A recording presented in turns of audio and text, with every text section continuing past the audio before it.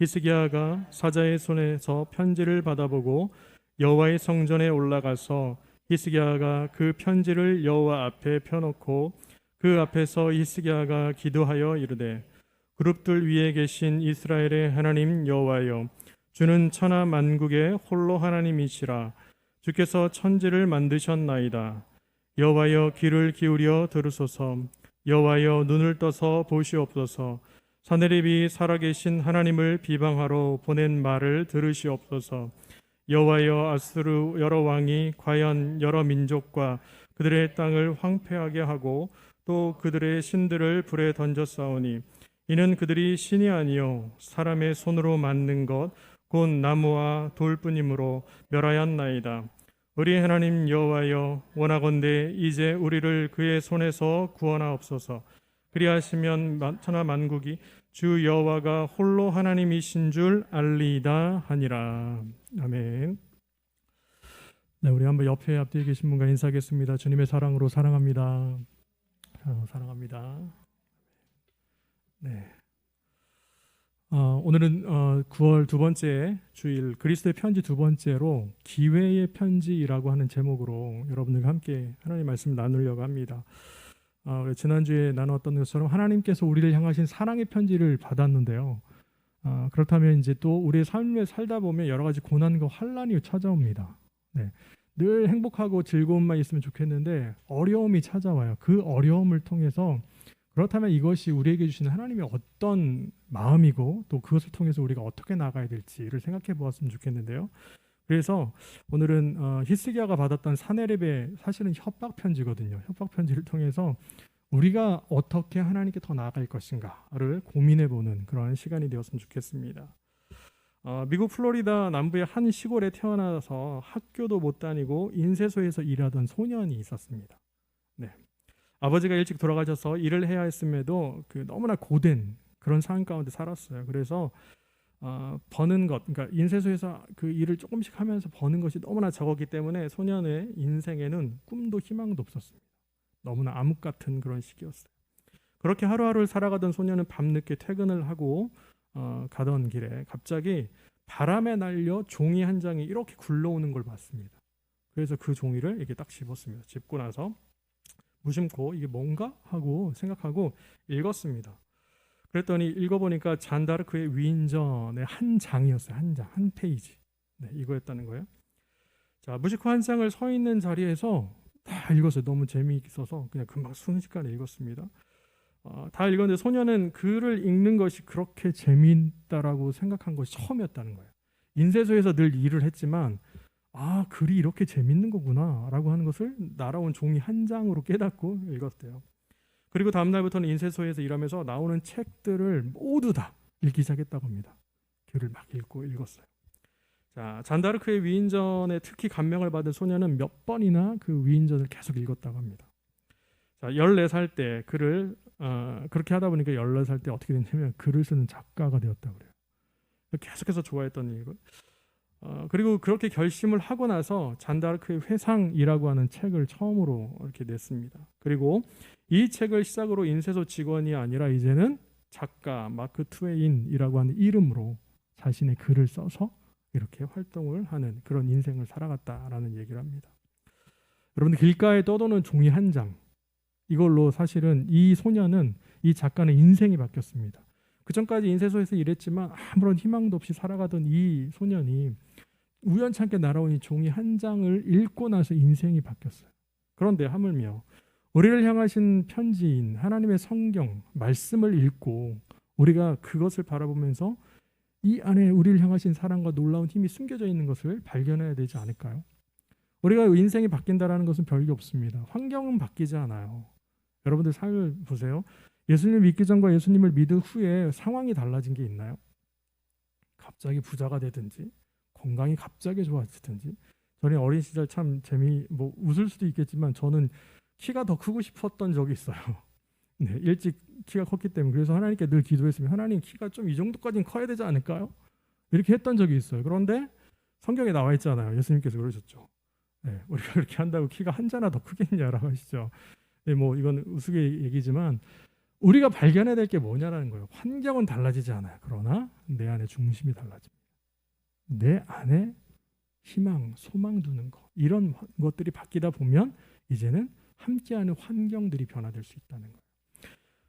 이 마크 트웨인은 한 장의 종이로 이 한 페이지의 글로 인생이 바뀌었습니다. 그렇다면 우리도 하나님의 말씀, 세상을 만드시고 우리와 함께 하신, 우리를 사랑하신 그 하나님 말씀을 통해서 날마다 어떻게 변화되며 살아가야 될지, 이것을 우리 고민해 봐야 합니다. 자, 그런 의미에서 오늘을 살아가는 우리도 본문 말씀을 통해서 우리에게 보내신 그리스도의 편지를 바라봐야 합니다. 자, 그렇다면 우리를 향하신 오늘의 제목처럼 기회의 편지는 과연 우리에게 어떤 기회를 줄까? 네, 첫 번째는 무엇이냐면 바로 하나님께 나아갈 수 있는 기회를 줍니다. 여러분, 하나님께 나아갈 수 있는 기회. 오늘 본문 14절 말씀을 보면 이렇게 말씀하죠. 히스기야가 사자의 손에서 편지를 받아보고 여호와의 성전에 올라가서 히스기야가 그 편지를 여호와 앞에 펴놓고, 이렇게 말씀합니다.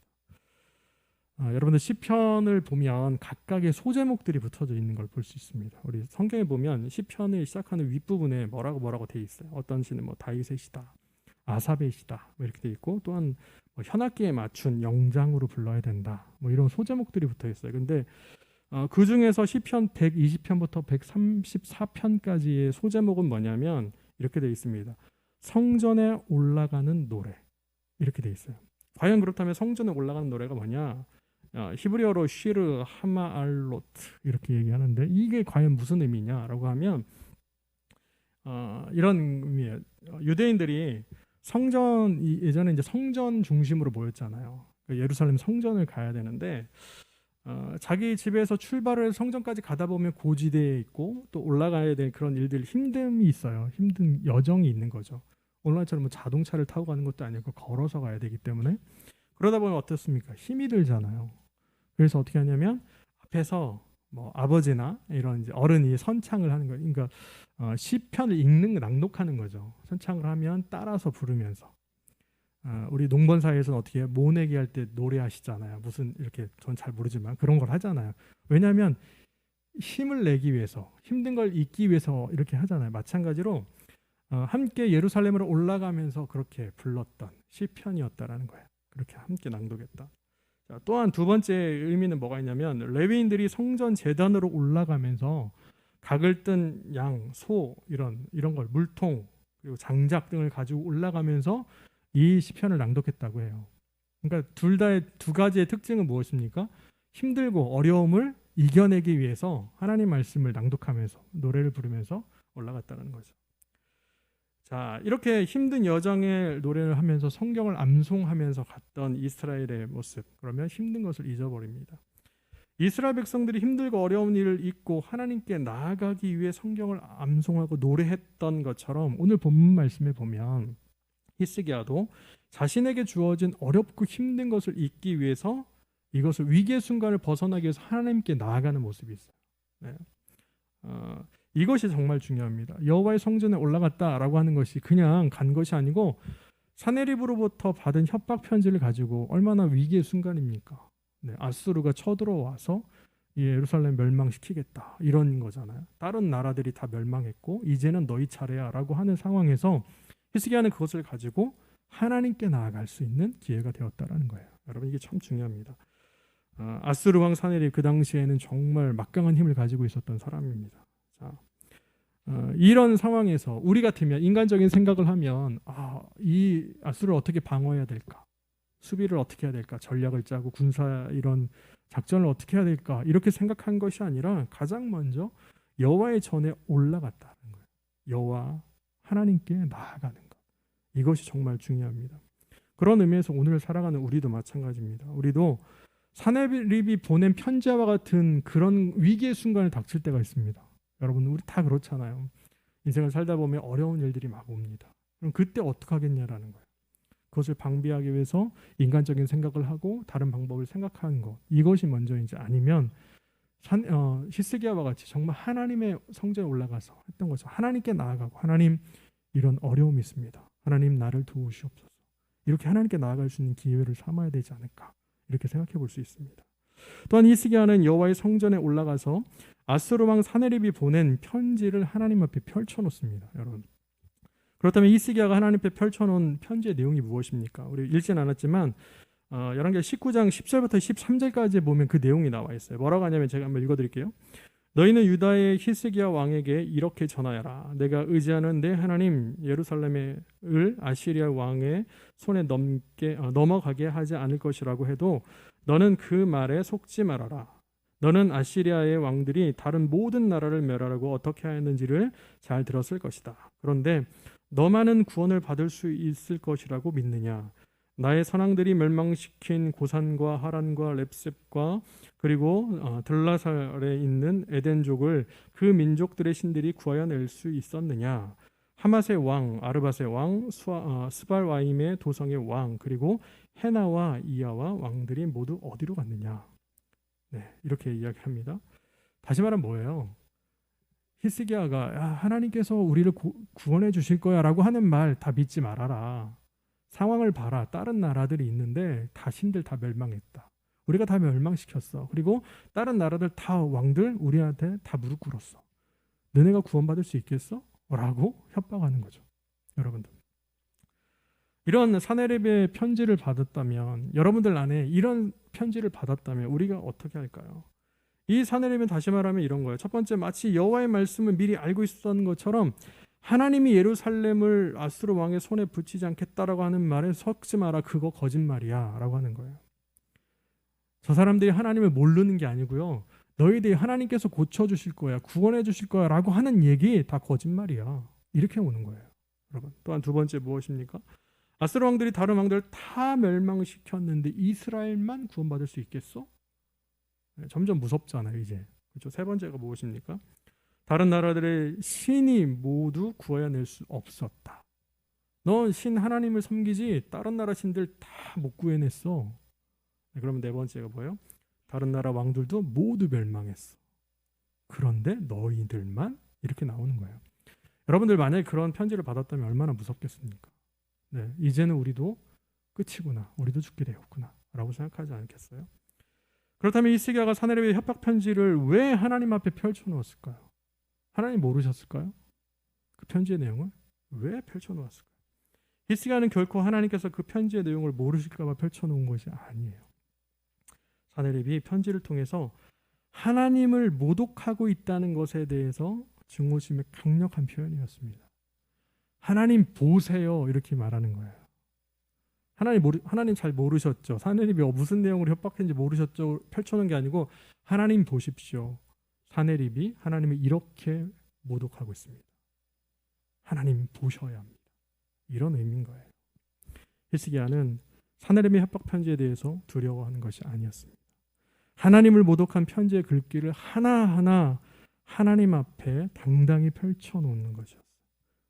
그래서 열왕기하 19장 7절의 말씀처럼 제가 한번 읽어드릴게요. 내가 한 영을 그 속에 두어 그로 소문을 듣고 그의 본국으로 돌아가게 하고 또 그의 본국에서 그에게 칼에 죽게 하리라 하셨느니라. 이게 무슨 말이냐면 하나님께서 심판하신다라는 거예요. 네. 이렇게 해 주십시오라고 하나님께 펼쳐놓는 거예요. 여러분. 그런 의미에서 마찬가지입니다. 우리의 삶도 어떻습니까? 사네립의 편지와 같은 우리가 당한 어려움들, 고난들 이것을 어떻게 해야 될까? 하나님 앞에 펼쳐놓으셔야 돼요.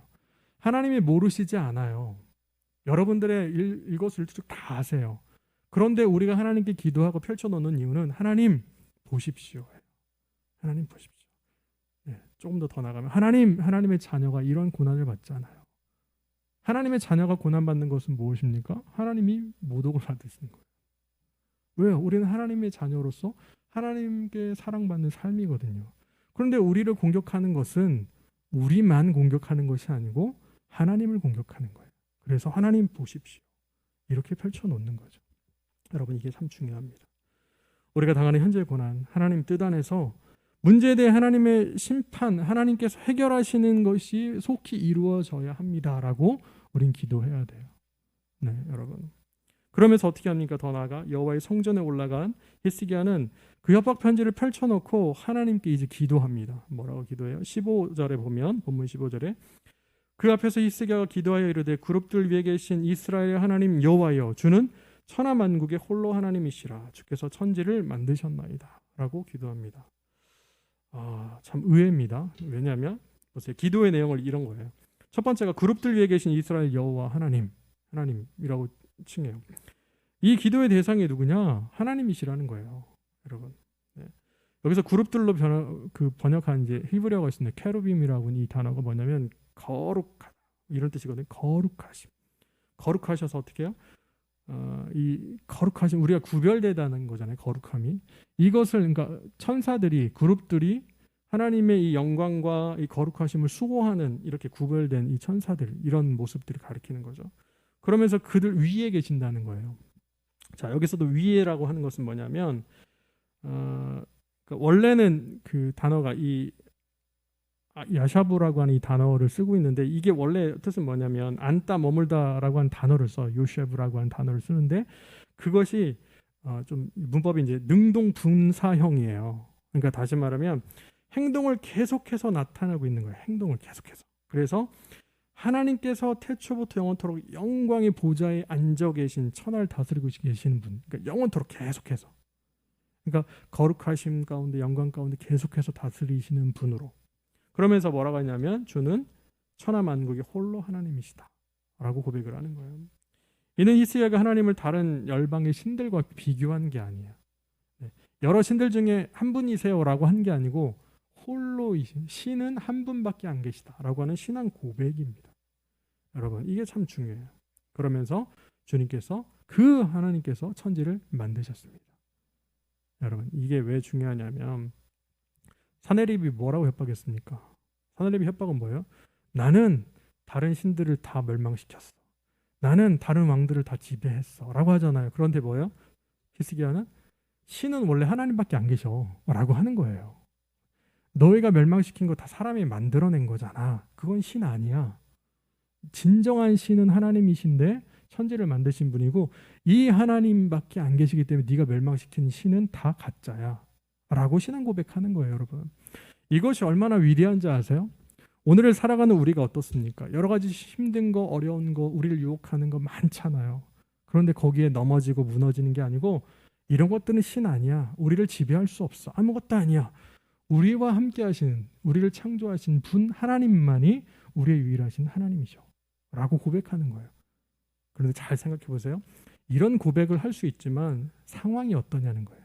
상황은 아수르가 쳐들어오려고 지금 쳐들어왔고, 사내립이 항복해라 라고 하는 협박 편지를 보낸 상황이에요. 해결된 상황이 아니라는 겁니다, 여러분. 이게 너무나 중요합니다. 사랑하는 여러분, 현재 히스기야가 보여준 행동은요, 죽음 가운데 있었던, 위기 속에서 했던 행동입니다. 그런데 이 위기를요, 하나님께 나아가는 기회로 삼았어요. 이게 너무나 중요합니다. 오늘 너무나 힘들잖아요. 코로나로 정말 힘들잖아요. 여러 가지 상황이 너무 힘들잖아요. 그런데 이것을 어떻게 삼으셔야겠습니까? 다른 신들과 같이 멸망당한 것처럼 우리가 그렇게 살아가야 될까요? 아니면 이것을 하나님께 나아가는 기회로 삼아서, 우리 하나님은 이런 분이시다라고 신앙 고백하면서 하나님께 나아가야겠습니까? 어려움이 닥쳐오면 신앙의 사람들 어떻습니까? 좌절하고 낙심하고 이런 부분 물론 있을 수 있어요. 인간적인 모습이니까. 그러나 중요한 것은 하나님을 더 찾게 되어 있습니다. 하나님께 더 나아가는 것, 기도하는 거죠. 하나님, 우리를 살려주십시오. 하나님께서 함께 하시고 하나님께서 고치시고 구원하시는 능력, 그 역사하심을 지금 이 시간 보여주십시오 라고 기도할 수 있는 거잖아요. 그렇기 때문에 사내립의 편지는 분명 협박 편지였습니다. 죽음을 담은 협박 편지였지만 이것을 히스기야는 오히려 하나님께로 나아가시는 기회로 삼았습니다. 그래서 그것을 통해서 하나님께 나아가고 더욱더 신앙의 고백을 할 수 있었던 것처럼, 오늘을 살아가는 우리도 사내립의 편지와 같은 이 편지를 받으시고 어려움을 받고 당한 이 고난 가운데서 더욱더 하나님을 정말 찾는, 하나님께 나아가는 그런 기회로 삼으시는 우리 예그리나 교회 모든 성도님들이 다 되시기를 예수님의 이름으로 간절히 기도합니다. 아멘.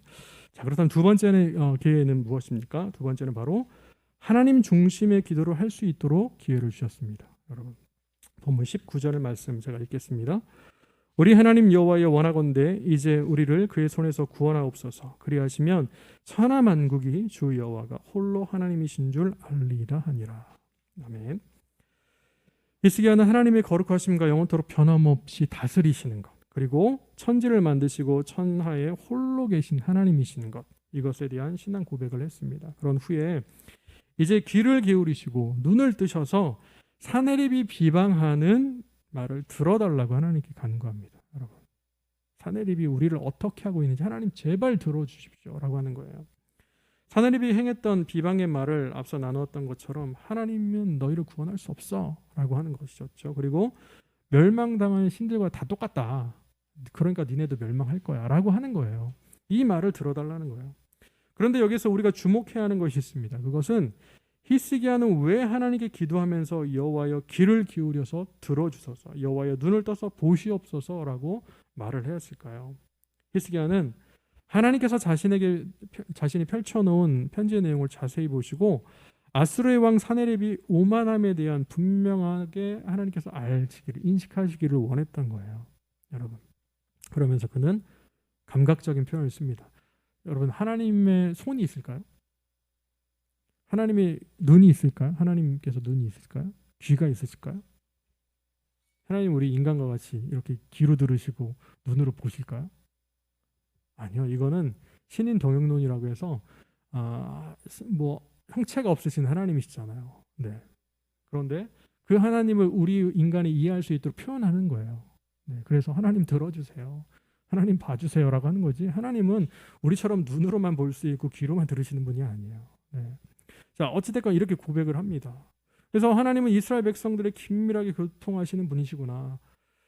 우리가 자녀들 아니면 사랑하는 사람에 대한 귀를 기울이고 말을 들어주면 관계가 정말 좋은 거잖아요. 그리고 사랑의 눈빛으로 바라보면 얼마나 기분이 좋고 서로 관계가 있잖아요. 마찬가지로 히스기야는 그걸 원하는 거. 하나님 그런 것처럼 하나님께서 우리에게 이렇게 해주십시오. 들어주시고 봐주십시오라고 하는 거예요. 저희 설교 준비를 하는데 이것에 대한 간절함이 묻어있는 복음성가가 있어요. 하나님의 주만 바라볼지라라고 한 찬양이잖아요. 거의 후렴포에 보면 이렇게 말합니다. 하나님 사랑의 눈으로 너를 어느 때나 바라보시고 하나님 인자한 귀로서 언제나 너에게 기울이시니 어두움의 밝은 빛을 비춰주시고 너의 작은 신음에도 응답하시니 너는 어느 곳에 있든지 주를 향하고 주만 바라볼지라. 네. 이 가사대로 하면 하나님께서 사랑의 눈으로 우리를 이렇게 바라보시는 거예요. 부모가 정말 자녀를 이렇게 바라보는 것처럼 바라보시고, 또 부모가 어떻게 해요? 갓난아이가 태어나면 어떻습니까? 이 아이 울음소리에 대해서 이 아이가 뭐가 부족하구나, 뭐가 원하는구나를 알 수 있잖아요. 네, 이 아이가 말을 하는 건 아닌데 그러면서 들어주고 이런 거. 그래서 이렇게 정말 언제나 사랑하고 이런 모습으로 갈 때 우리는 어떻게 해야 됩니까? 어느 곳에 있든지 주를 향하고 주만 바라보는 거예요. 이 관계를 요구하는 거죠. 그런데 여기서 중요한 것은 나의 문제를, 나의 어려움을 보시고 들어주시는 하나님으로만 생각해서 안 된다는 거예요. 이게 뭐냐면 하나님께서 우리가 당하는 고난을 통해 비방당하고 계시는 것을 듣고 봐달라는 거예요. 아까 이제 처음에도 말씀드렸지만 우리가 하나님의 자녀인데 어려움을 통해서 우리가 맨날 어렵고 힘들고 무너지고 약하고 이러면 하나님, 우리 아버지 되신 하나님께서 어떻게 해요? 비방당하시는 거예요. 사내립이 쳐들어와서 이스라엘 멸망하고, 물론 이제 이스라엘 멸망은 하지만 그것은 하나님의 뜻 가운데 계획 가운데 있었지만 이런 것들을 계속 있으면 결국엔 뭐예요? 하나님의 이름이 높임을 받으셔야 되는데 그렇지 않고 하나님 비방을 받으시고, 이런 모습 가운데 하나님 이걸 제발 좀 들어달라라고 말씀하는 거죠. 그래서 우리가 무너지거나 엎드러질 때 우리의 모습을 보고 사람들이 하나님이 안 계신 거 아니야? 하나님이 어디 있어? 라고 돼서는 안 된다는 거예요. 여러분들, 이것이 중요합니다. 그래서 우리는 하나님께서 비방당하시지 않도록 하나님의 공의와 뜻이 우리의 삶 가운데서 온전히 이루어지기를, 또한 우리의 삶을 통해 하나님의 공의와 뜻이 온전히 이루어지는 삶을 살아가도록 우리는 간구하셔야 돼요. 네. 늘 말씀드리면 정말 힘든 시기입니다. 그런데 이것을 통해서 하나님의 영광이 드러나도록 우리가 최선을 다하고, 또 하나님께서 주시는 그 은혜 가운데 풍성하도록 우리도 날마다 그렇게 기도하며 살아가야 된다는 거예요. 또한 하나님은 다른 우상들과 비교할 수 없는 분이심을 찬양하며 기도합니다. 히스기야의 기도의 거예요. 자, 여러분, 예수님께서 오셔서 우리의 기도를 가르쳐 주신 것이 있습니다. 네, 그게 뭘까요? 우리 예배 때 하는 주님 가르쳐준 주기도문이라고 하고 있는 그거예요. 그래서 저희는 교회는 이제 제가 개척하면서 주기도문을 수요 예배나 이런 예배를 마치는 기도로 사용하지 않아야지라고 생각을 했어요. 왜냐하면 그것도 이제 한국 교회사를 보면 왜 주기도문으로 우리가 예배를 마치게 됐냐면 선교사들이 처음에 와서 예배를 집례하잖아요. 예배를 드리는데 한국말이 서툴기 때문에 예배 마침 기도를 이렇게 해야 되잖아요. 근데 그걸 잘 못했어요. 초기에. 그래서 어떻게 했냐면 기도문을 외웠어요. 주기도문을 외워서 예배 마칠 때마다 했던 거예요. 그러다 보니까 이것이 하나의 전통처럼 내려와서 지금도 예배를 마칠 때 주기도문을 끝낼 때 있잖아요. 뭐 목사님이 안 계셔고 축도를 하지 못한다 그러면 주기도문을 하든지 이러잖아요. 근데 그것은 원래의 의미는 아니고 주기도문은 고백하는 기도예요. 우리가 그렇게 살겠다고. 그래서 예배 마침을 하는 마침 기도가 아니라 우리 신앙의 고백 기도로 가야 됩니다. 그래서 우리가 예배 때마다 드리지만 어찌됐건 이 기도의 내용을 보면 우리가 너무나 잘 알고 있어요. 이 기도에 어떻게 기도합니까? 하늘에 계신 우리 아버지, 아버지의 이름을 거룩하게 하시며 아버지의 나라가 오게 하시며 아버지의 뜻이 하늘에서와 같이 땅에서도 이루어지게 하소서. 네, 이렇게 기도하잖아요. 그리고 이제 후반부 이렇게 중반부터 이렇게 합니다. 오늘 우리에게 일용할 양식을 주시고 우리가 우리에게 잘못한 사람을 용서하여 준 것 같이 우리 죄를 용서하여 주시고 우리를 시험에 빠지지 않게 하시고 악에서 구하소서. 나라와 권능과 영광이 영원히 아버지의 것입니다. 아멘. 이렇게 기도하잖아요. 여러분 근데 정말 중요한 게 있어요. 이 기도문을 보면 크게 두 부류로 딱 나뉩니다. 첫 번째 뭐냐면 전반부는 예수님께서 어떻게 기도하냐면 하나님의 중심, 하나님 중심의 기도를 드리고 있어요. 호칭을 뭐라고 합니까? 하늘에 계신 아버지라고 부르죠. 그리고 나서 아버지의 이름이 거룩하게 되는 거예요. 그리고 아버지의 나라가 이루어지는 거예요. 아버지의 뜻이 이루어지는 거예요. 그러니까 하나님 중심이에요. 하나님 중심. 그리고 이제 중반부터 우리를 위한 기도는 무엇입니까? 일용할 양식을 주십시오. 죄를 용서해 주십시오. 그리고 시험에 빠지지 않도록 해 주십시오. 악에서 구원해 달라. 이런 기도예요. 그리고 끝으로 다시 하나님께 어떻게 해요? 나라와 권능과 영광을 돌리며 기도가 끝납니다. 자, 이 기도는 우리 중심의 기도가 아니에요. 하나님 중심의 기도입니다. 이건 뭐 다 지나가는 얘기지만 제가 예전에 제자 훈련을 받는데 그러시더라고요. 한국에서 가장 많은 성경에 나와 있는 인물 중에 가장 많은 인물이 누가 있는지 아냐? 네, 뭐 다윗도 있고 요셉도 있고 막 있잖아요. 근데 누가 제일 많을까? 막달라 마리아라고 하더라고요. 막달라 마리아. 왠지 아세요? 막 달라고 했다. 그 막달라 마리아. 기도할 때 어떻게 우린 다 막달라 마리아. 하나님 이것도 주시고 저것도 주시고 요것도 주시고 다 주세요. 네, 이거 아저씨 개그입니다. 막달라 마리아 이런 거예요. 우리 한번 돌아봤습니다. 하나님 과연 우리가 하나님께 어떤 기도를 드리는가? 하나님 우리의 가정, 우리의 자녀들, 우리의 경제적인 것들, 우리의 건강, 우리의 모든 것들을 이렇게 해주십시오 라고 기도는 많이 하는데 하나님의 이름이, 하나님의 나라가, 하나님의 영광 받으시도록 이런 기도를 잘 하지 않는다는 데 에이스기야는 어떤 기도였습니까? 하나님, 하나님의 이름이 비방을 당하고 있습니다. 거룩한 분노인 거예요. 하나님께서 이렇게 하시면 안 되잖아요. 들어주십시오. 구원해 주십시오. 라고 기도하고 있다는 거죠. 다시 말해서 나의 욕심을 필요를 채우기 위한 그런 무언가를 달라고 하는 기도보다 하나님의 나라를 위해 살아갈 수 있도록 하나님 우리의 연약함을 하나님 우리의 필요를 채워주십시오. 라고 기도하는 거예요. 결론으로 보면 우리의 연약함이 채워지는 건데 가장 중요한 건 내가 중심이 돼서 내 거를 원하는 게 아니고 하나님 나라를 위해서 나의 연약함을 채워달라는 거예요. 여러분 이게 참 중요합니다. 이러한 기도는 본문 19절에 잘 나타나 있습니다. 주 우리 하나님 이제 그의 손에서 우리를 구원하여 주셔서 세상의 모든 나라가 오직 주님만이 홀로 주 하나님이신 것을 알게 하여 주십시오. 구원받는 건 똑같아요.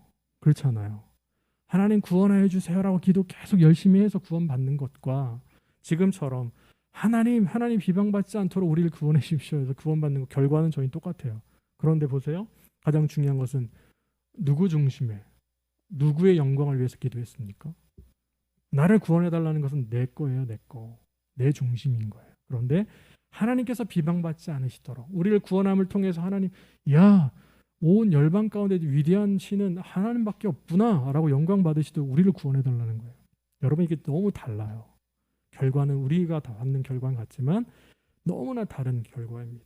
그런 의미에서 우리는 무엇을 위해 기도하고 누구를 위해서 살아가고 있는가를 고민해 보셔야 합니다. 오늘을 살아가는 우리도 기도의 목적을 자신의 성공과 행복과 안위에 두는 것이 아니고 하나님의 주대심, 하나님의 다스리심, 그리고 하나님의 영광을 위해 기도해야 한다는 거예요. 다시 말하면 우리가 구원받고 또 삶에서 성공하며 하나님의 자녀되고 행복하고 평화를 누리는 것, 이렇게 살아가는 것을 통해서 하나님의 주되심과 오직 주님만이 홀로 하나님이신 것을 알도록 하는 것에 목적을 두고 기도하셔야 돼요. 예, 이제는 이제 기도의 순서가 바뀌었으면 좋겠습니다. 하나님의 영광을 드러내도록 하나님을 위해서 기도하시고, 다만 우리의 연약함 가운데서 하나님 고쳐주시고 함께 하심을 통해서 우리가 하나님의 영광을 돌리는, 사람들이 바라보고 살아계신 하나님을 믿는 사람은 다르구나 라고 하는 그 하나님께 영광 돌릴 수 있는 그런 삶을 살으셔야 합니다. 이것이 바로 나 중심의 삶이 아니라 하나님 중심의 삶이에요. 네, 우선순위를 어디에 둘까? 목적을 어디에 두며 기도할까? 이것을 우리가 고민해 봐야겠습니다. 이제 말씀을 마칩니다. 사랑하는 여러분, 사내립의 협박 편지와 같은 고난은, 그 어려움은 우리에게 분명 위기와 좌절을 줍니다. 너무나 어렵습니다. 근데 오히려 그 편지를 통해서 하나님께 나아갔던 히스기야와 같이 우리도 지금 현재 어렵고 고난 가운데 있잖아요. 이 삶 가운데 더욱더 하나님께 나아가는 기회로 삼으셔야 합니다. 그리고 내 중심이 아니라 하나님 중심의 기도, 하나님께 영광을 돌리기 위해서 하나님 우리를 구원하시고 우리를 고쳐주시고 우리와 함께 해주십시오 라고 기도하는 그런 기도의 전환이 있어야 할 줄로 믿습니다. 그렇게 기도하고 그런 기회를 통해서 우리는 현재의 고난과 어려움 속에서 살아계신 하나님만을 바라시고, 또 하나님의 나라와 의를 구하고 우리가 살아있음을 통해서 또한 우리에게 주신 평안과 구원과 감사를 통해서 이제는 하나님께 영광 돌리시는 우리 예그린하게 모든 성도님들이 다 되시기를 예수님의 이름으로 간절히 축원합니다. 아멘. 우리 기도하겠습니다. 주께 드린 우리의 삶을 통해 주의 나라가 이루어지게. 우리 다시 한번 고백합니다. 내게 있는 모든 것